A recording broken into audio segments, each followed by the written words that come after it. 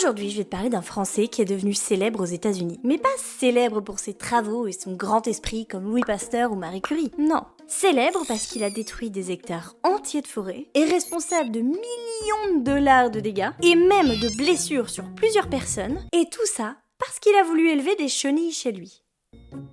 Salut à tous, moi c'est Scarabette ou Léna pour faire plus court et aujourd'hui on va parler de ce Français, Étienne Léopold Trouvelot. Ah mais avant, je vous laisse avec le partenaire du jour. Chez moi j'élève plein d'insectes et j'ai des terrariums plein mon salon. Sauf qu'il m'arrive de partir en mission en dehors de chez moi plusieurs jours, voire plus d'une semaine, en laissant des tapis chauffants, des pompes à eau allumées pour leur bien-être et je suis jamais vraiment sereine. J'ai toujours trop peur des incendies. Surtout que j'ai un détecteur de fumée, sauf que si ça sonne, je le saurais même pas en fait. Mais heureusement, Xsense, le partenaire du jour, a la solution.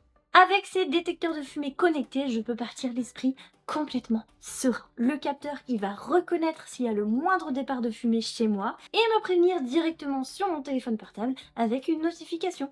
En vrai, c'est trop bien parce que j'ai là le capteur principal et 3 petits capteurs de fumée que je vais pouvoir mettre dans ma maison à différents endroits. Donc ça veut dire que s'il y a de la fumée dans ma chambre ou dans ma cuisine ou genre dans mon entrée, je serai prévenue et ça c'est top. Du coup, je peux appeler les secours et surtout, je sais que je dois revenir en urgence chez moi. Et alors là, on parle des longs déplacements, mais par exemple, quotidiennement, si je suis partie sans mon petit chien, je pourrais également prévenir les secours qu'un animal est à l'intérieur de la maison. Et là, je pense que tous les propriétaires de chiens ou de chats pourront comprendre ce soulagement. On vous fait gagner un exemplaire sur les réseaux sociaux. Alors merci Xsense de sponsoriser la vidéo et de nous garder en sécurité. On revient à la vidéo. Étienne Léopold Trouvelot est né le 26 décembre 1827 à Guyancourt, une petite commune des Yvelines. Il est le fils de Jean-Baptiste Trouvelot et de Isidore Cons.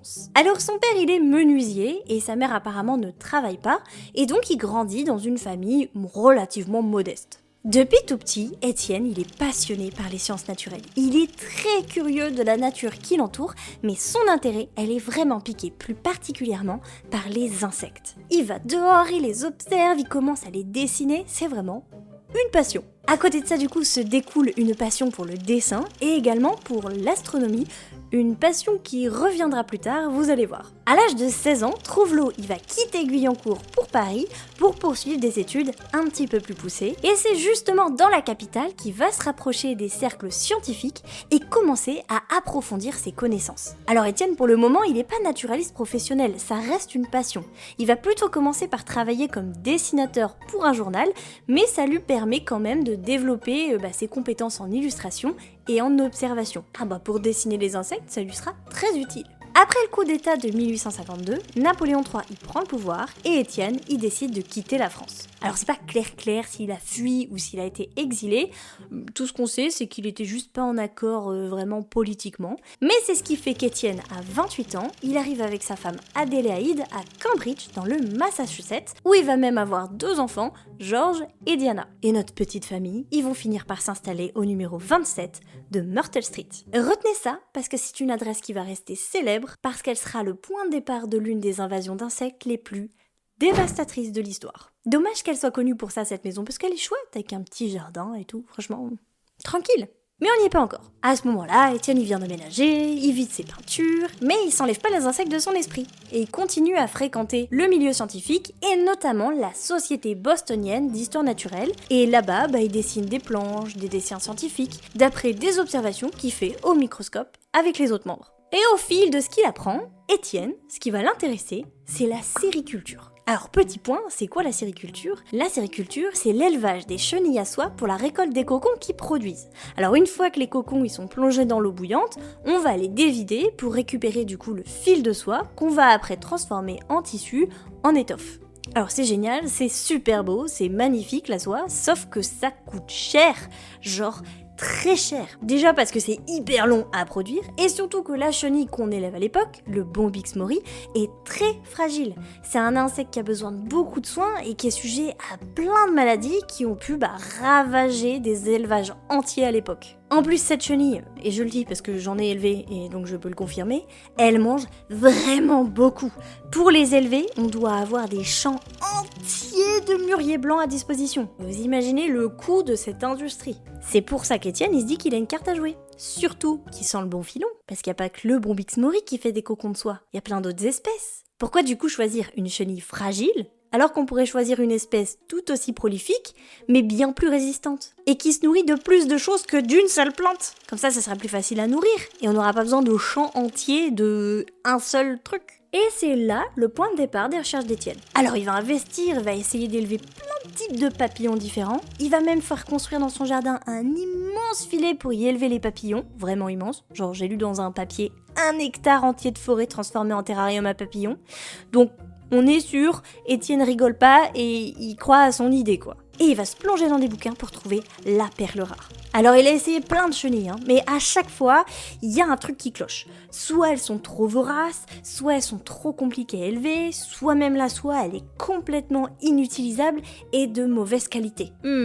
Mauvaise piste. Il va falloir qu'il trouve autre chose. Ouais, la piste d'une nouvelle espèce, c'est pas une bonne solution. Et c'est là qu'il va avoir une idée. Et si au lieu de vouloir complètement repartir à zéro, il faisait plutôt un hybride du Bombyx mori qu'on utilise déjà, avec genre une autre espèce proche, parente, mais qui serait plus résistante et qui se nourrirait pas exclusivement de feuilles de mûrier. C'est pas bête ça. Surtout qu'il a une espèce parfaite en tête, le Bombyx disparate. Là Étienne il se dit que son idée elle est parfaite. Alors il part en Europe où on trouve ses papillons et il va rentrer avec des œufs au printemps 1869 pour commencer un petit élevage dans son terrain. Jusque là tout va bien, il est hyper enjoué. Sauf qu'un jour, un violent orage éclate. Les cages sont renversées, les œufs sont emportés par le vent et les chenilles s'évadent dans les bois aux alentours. Sauf qu'Étienne, c'est un scientifique, il sait bien que c'est pas du tout une bonne chose d'avoir une espèce européenne comme ça qui s'évade. Elle a rien à faire là, cette chenille. Il vient à peine de commencer à l'étudier, il a aucune idée des conséquences que ça pourrait avoir. Alors il se met à la recherche de ces chenilles. Il alerte ses voisins, les autorités. Il raconte ce qui s'est passé dans des journaux scientifiques. Il essaye d'alerter un maximum de monde. Mais malgré des premiers arbres qui se font complètement ravagés, personne ne réagit vraiment. Bah ouais, parce que la prolifération, elle va prendre du temps. Mais on n'y est pas encore. Là, on est sur un Étienne qui est complètement dégoûté. L'entomologie, c'est vraiment pas pour lui. Alors il abandonne et finit par retourner à sa deuxième passion, l'astronomie. Là, il va avoir un peu plus de chance, il va faire des dessins d'observation qui lui donneront une certaine réputation. Il va même devenir astronome et il s'installera à l'observatoire de Meudon en 1882 jusqu'à sa mort en 1895 à l'âge de 67 ans. Les étoiles, ça lui réussit mieux que les petites bêtes. Mais du coup, tout va bien. On s'arrête là alors. L'histoire se finit. Non. Non. L'année où Étienne retourne en France, le nouvel occupant du 27 Myrtle Street découvre des murs couverts de chenilles. Alors il prévient ses voisins, sauf que il lui indique que eux aussi sont complètement envahis. Et ils se rendent même compte que c'est la rue entière de Myrtle Street qui est couverte de chenilles. Bah ouais, Étienne il les avait bien choisis. Les chenilles spongieuses, comme on les appelle, elles sont capables de se nourrir sur plus de 300 espèces d'arbres et de plantes différentes. Du coup, elles font des ravages terribles partout. Dès qu'elles sont en masse, elles vont se mettre à grignoter tout ce qu'il y a autour et passer à la plante d'après. C'est tellement grave que les arbres ils sont complètement mis à nu et ils finissent par en mourir. Je fais une petite pause, mais j'imagine la tête d'Étienne depuis la France quand ça a commencé.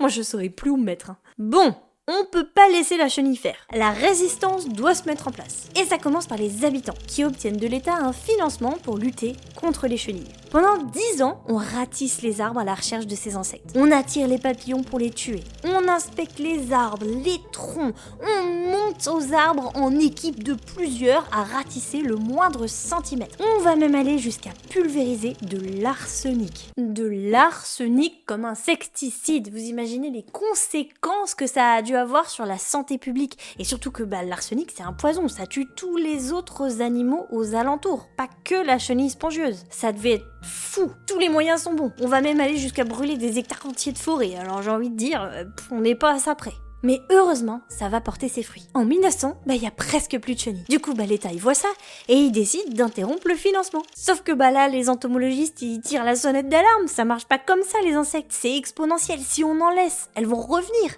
Et si les mesures de protection des espaces naturels sont pas prises, le combat, il est loin d'être gagné. Elles vont revenir. Ça peut même être encore pire qu'avant. Mais non, ils enlèvent le financement quand même. Tiens, l'État qui écoute pas les scientifiques, on nous l'avait jamais faite celle-là. Et arriva ce qui devait arriver, l'expansion des chenilles spongieuses s'est poursuivie. L'infestation elle est devenue un problème majeur, coûtant des millions de dollars en efforts de contrôle et en dommages aux forêts. D'ailleurs si on regarde les photos historiques de l'époque, ça montre largement l'ampleur de la déforestation. On a des zones entières de forêts qui ont été complètement ravagées et les paysages ils ont été transformés en terrains complètement dénudés. Dans le Connecticut, il y a eu des épidémies tellement massives en 1971 et 1981 qu'elles sont devenues légendaires dans les milieux forestiers et arboricoles. Dans ces espaces, il y a une grande variété d'espèces d'arbres qui a été complètement dépouillée, laissant des hectares de forêt à nu. Mais c'est allé encore plus loin, parce que les chenilles, elles se sont pas arrêtées aux forêts, elles ont envahi complètement les maisons, les routes, les trottoirs, il y en avait absolument partout sur les murs. Elles étaient même tellement nombreuses sur la chaussée qu'elles ont été responsables d'accidents de la route parce que les automobilistes y glissaient sur elles quand elles étaient entassées sur la chaussée. J'aime bien les insectes, mais ça doit être quelque chose quand même. Maison avec des murs remplis. Bref, une histoire folle qui est surtout partie d'un mec qui a voulu jouer à Frankenstein pour s'en mettre plein les poches. Allez, j'espère que cette vidéo t'aura plu. Si tu aimes ce genre d'histoire, n'oublie pas de laisser un commentaire. Encore merci à Xsense d'avoir sponsorisé la vidéo. À la prochaine. Bisous.